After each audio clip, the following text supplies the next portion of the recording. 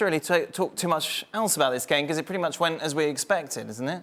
Yeah, as I said, just for that little spell where, listen, I don't care how good a team you are and how strong you are mentally. Everybody, at some stage when they're very, very comfortable in a game, can just lose concentration a little. So it happens.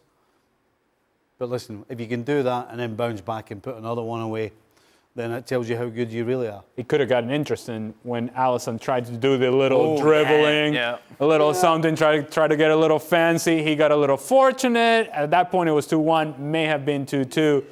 But in the end, Liverpool is just too much for Benfica. How much of an advantage does this give Liverpool going into the game against Manchester City this weekend, given that they didn't have to put in the same effort that City did in their victory against Atletico? It absolutely makes a difference.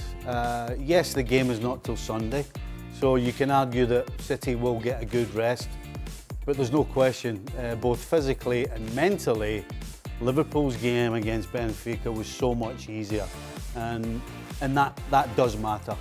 So if it's a ding-dong battle, if this is like up and at 'em, which you have to think it's going to be because neither side plays any other way than on the front foot, then definitely physically we'll come into it.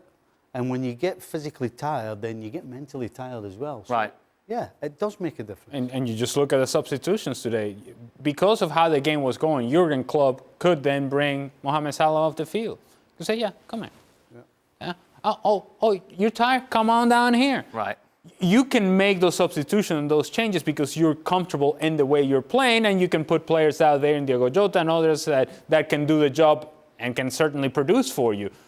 Whereas Manchester City did not quite have the same against Atletico Madrid. It was a far more stressful game, far more draining match, and you have to imagine that in the end, that makes a difference. Now, does that mean that Liverpool wins the game against Manchester City? Well, not necessarily, but certainly going into the game, you have to give the advantage physically and mentally to Liverpool. Thanks so much for watching ESPN on YouTube. And for more sports highlights and analysis, be sure to download the ESPN app. And for premium content and live streaming, subscribe to ESPN+.